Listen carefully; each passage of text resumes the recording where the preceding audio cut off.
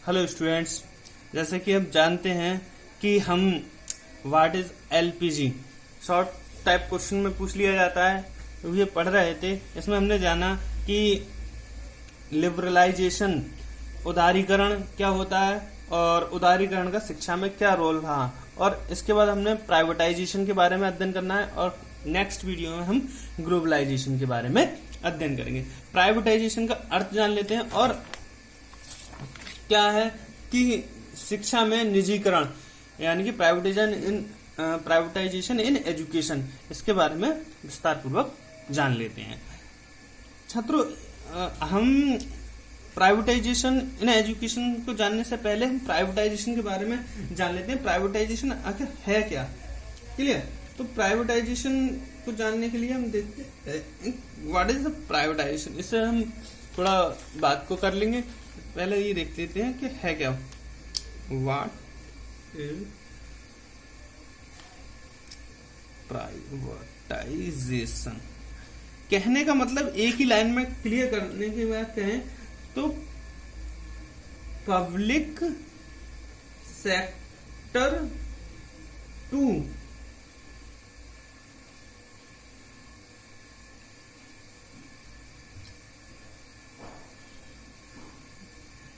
Private sector.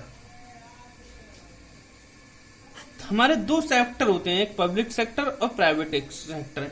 इसको हम क्या करें, इसकी ओनरशिप पब्लिक सेक्टर की ओनरशिप प्राइवेटाइज सेक्टर को ट्रांसफर कर दें तो यही क्या कहलाएगा, हमारा प्राइवेटाइजेशन।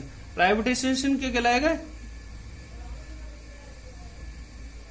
ये प्राइवेटाइजेशन कहलाएगी। ये प्रक्रिया कहने का मतलब है ट्रांसफर टू ओनरशिप।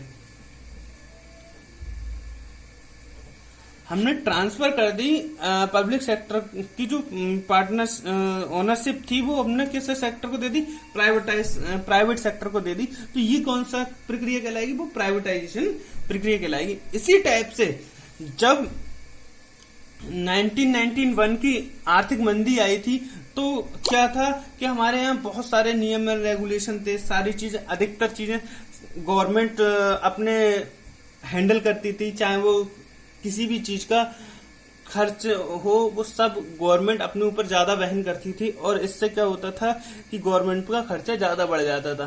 तो उसने 1991 की इकोनॉमिक पॉलिसी ने क्या कार्य किया कि बहुत सारे सेक्टर्स में रिफॉर्म किया और अधिकतर जो सेक्टर थे उन्हें पब्लिक सेक्टर से निकालकर प्राइवेट सेक्टर को हाथों में दे दिया। इससे बहुत सारी चीजें फायदेमंद हुई। इससे क्या हुआ, कंपटीशन बढ़ा, अपॉर्चुनिटी बढ़ी और कहा जाए तो सबसे ज्यादा इम्पोर्टेंट बात कहें तो फाइनेंशियल सेक्टर में बहुत ज्यादा इंक्रीमेंट हुआ और जिसके कारण हमारे देश में आर्थिक वृद्धि बहुत तेजी से बढ़ी। यह हमारे लिए वरदान साबित हुआ 1991 की इकोनॉमिक्स पॉलिसी। तो इसी सेक्टर को हमने क्या करा, एजुकेशन में इम्प्लीमेंट किया है। इम्प्लीमेंट करने के लिए हमने क्या काम किया कि भाई जो प्राइवेटाइजेशन जो है हमने क्या करा, स्कूल में कर दिया। तो ये क्या है, हमने जो निजी पब्लिक सेक्टर, पहले तो हम एक चीज और डाल लेते हैं फिर बताते हैं। एजुकेशन है, हमारे जो एजुकेशन का सिंबल है उसको हमने किस में रखा है, समवर्ती सूची में रखा है। गवर्नमेंट ने किसे रखा है, समवर्ती सूची। समवर्ती सूची का से मतलब क्या होता है भाई, इसका जो एक्सपेंसेस होगा, जो खर्चा होगा, कहने का मतलब क्या है, इसका जो खर्चा होगा एक्सपेंसिव, उसे केंद्र सरकार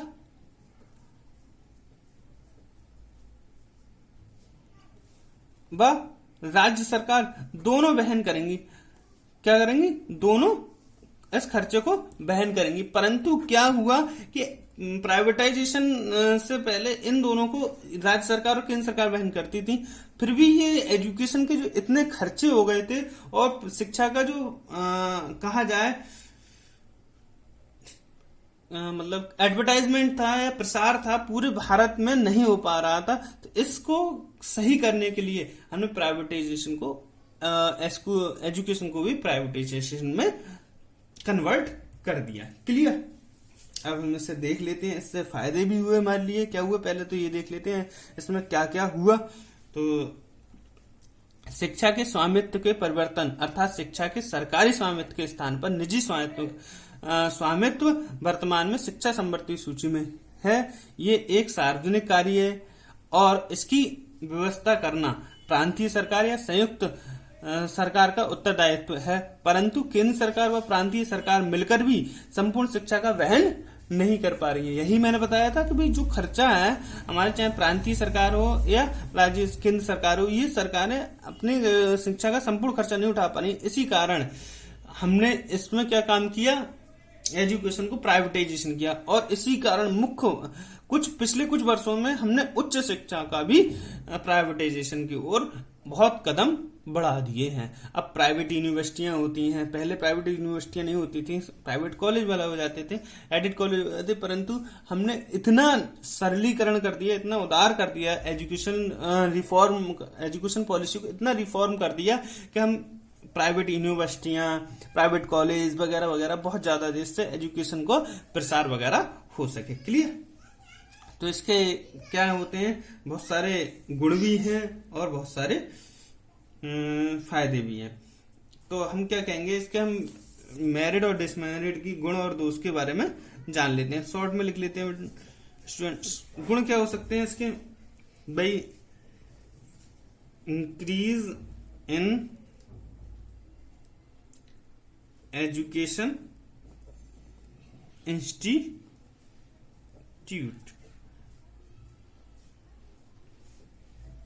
इससे क्या हुआ है, एजुकेशन के इंस्टीट्यूट का जो इंस्टीट्यूट थे पहले कम थे, अब ज्यादा हो गए हैं। ठीक है। डिसमिनेशन ऑफ एजुकेशन, यानी कि शिक्षा का प्रसार हुआ है जब हमने प्राइवेटाइजेशन किया है। इसके बाद इंक्रीज इन जॉब अपॉर्चुनिटी, भाई जॉब अपॉर्चुनिटी क्या हुई है, बढ़ी है। इसके बाद हमारा क्या हुआ है, कंपटीशन बढ़ा है, इंक्रीज इन कंपटीशन। क्लियर। तो इससे हमारे बहुत सारे फायदे हुए हैं। और कहने का मतलब कहा जाए तो और एक गुण देख लिया जाए तो इससे क्या होता है, भाई जो कभी कभी अपॉर्चुनिटी उस व्यक्ति को भी मिलती है जो अपने जीवन में फेल हो जाता है। बहुत अपॉर्चुनिटी है, अपॉर्चुनिटी चाहे वो फेल हो चाहे किसी में हो, तो इस चीज को बहुत ज्यादा फायदा मिला है। क्लियर। अब हम इसके दोष जान लेते हैं। तो ये प्राइवेटाइजेशन क्या है, एक्सपेंसेस बहुत है, यानी कि खर्चीली महंगी प्रणाली है इससे। और नंबर 2 पे कहा जाए तो ये नॉट यूजफुल फॉर